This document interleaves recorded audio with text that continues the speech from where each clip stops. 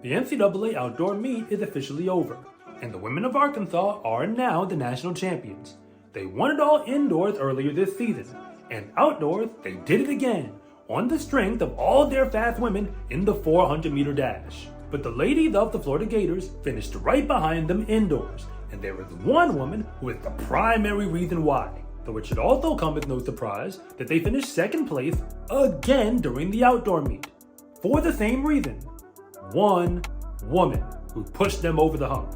Don't get me wrong, Florida has a whole bunch of the top track and field athletes in college.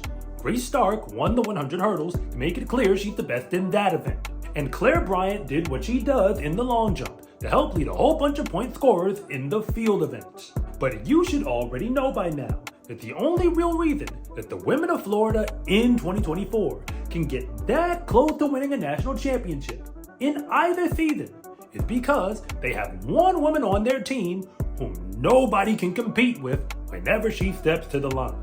So yes, this is another Parker Valby video because she won the 5K and the 10K at the NCAA championship meet in races that were never really that close. On top of that, she broke championship meet records along the way. In fact, she already had the 10K collegiate record from the Brian Clay Invitational earlier this outdoor season. And in the 5K, she broke the collegiate record in the championship meet, just because she could. And you should already know who had that record prior to Parker Valby.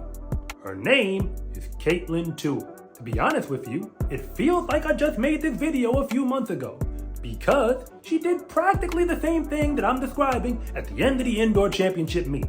It is almost a joke at this point when I consider her greatness on a college track, because the only story left to tell is when she runs away from the field, will she break a collegiate record along the way? Because everybody who's watching the race, and everyone who happens to be competing in it, knows that Parker Valby winning is a foregone conclusion. And I don't want to be the guy who keeps talking about the same athlete over and over and over again, though I have no intentions on doing that. And this might even be the last time that we see Parker in a college uniform going forward. So if that's true, I ain't gonna have much to say. So this video is all about how I really feel about Parker Valby, the only woman in college who went toe-to-toe with a prime Katelyn Tuohy and emerged as the champion. Because greatness in college track and field is actually pretty simple. It's just really hard to pull off. First, you have to win a whole bunch of races, and then you have to win big once you do it. You actually have to win so many races that everybody who's competing against you starts counting down the days until you graduate. That is exactly what Parker Valby has done, and technically, she could come back to college and run again if she wants to. So much so that I don't think there's a debate left to be had about where she ranks amongst the greatest women to ever run distance in a college uniform. It's pretty clear that she's number one. The only real question that remains is, will we ever see another athlete do what she did in any event group ever again? But if you're new here, I want to say thank you for even making it this far into the video. And I'm Coach Rob, the founder of SCArecruiting.com, where I rank the best track and field recruits across the entire nation. And if anything that I say actually connects with you, it is always greatly appreciated if you would please like and subscribe. But if I don't, just let me know in the comment section, because I try to read them all. What really makes Parker Valby's rise to the top of the NCAA so special are all of the circumstances surrounding it. We already had a distance queen who was the chosen one. Katelyn Tuohy is the LeBron James of women's distance running. She was the most hyped high school runner that we'd ever seen in the modern era. And then she backed it up, because when she got to college, she eventually went for an entire calendar year practically, where she did not lose one college race. Of course, she broke records along the way.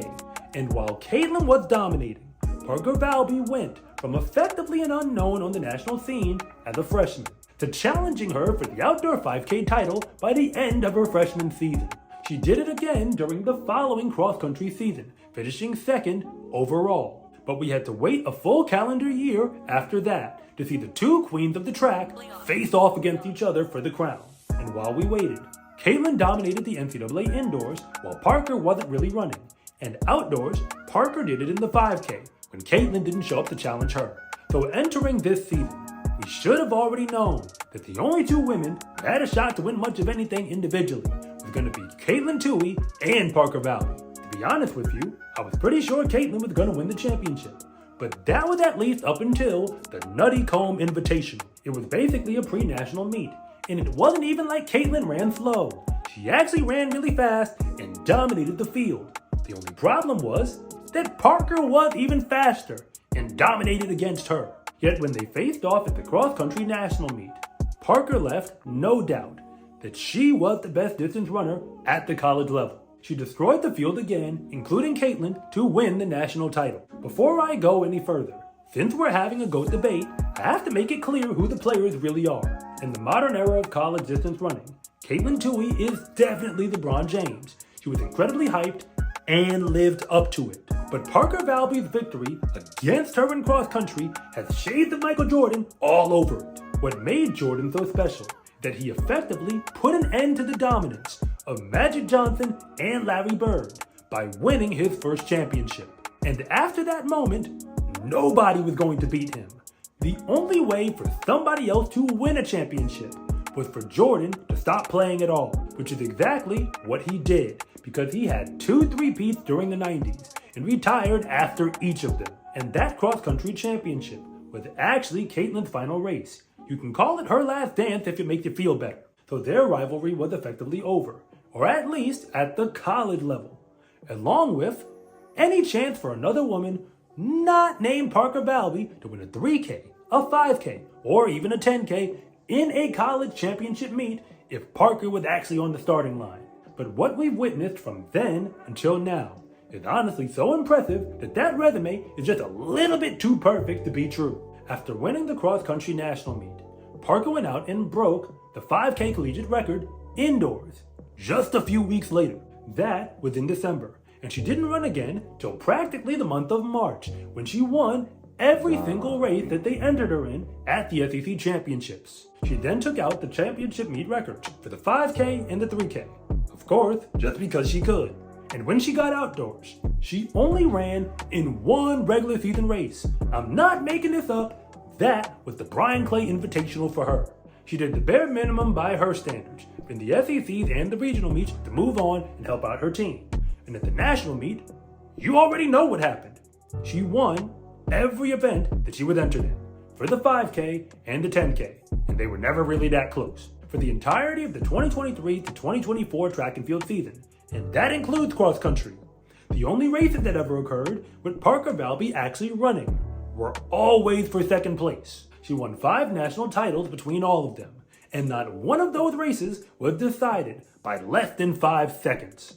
For the most part, Parker was really just running by herself, while the rest of the world was watching. Parker Valby is that good. In fact, she is that great. You don't have to like it, but hey, the facts are the facts. And nobody has ever been this fast, for this long, while taking out the last college legend along the way.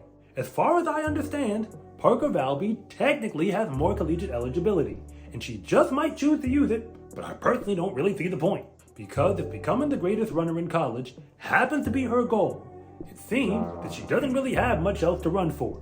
And I'm pretty sure that everybody she's competed against this year is hoping that she is sick and tired of running alone in the front of a college level race. Greatness is an incredibly heavy crown to wear, and even Michael Jordan himself got tired of winning when he looked around and found out there was nobody left for him to beat. SCA track and field gear is here. Fast is a lifestyle, and what you wear should reflect that. Order yours at scarecruiting.com/shop, or use the link in the description below.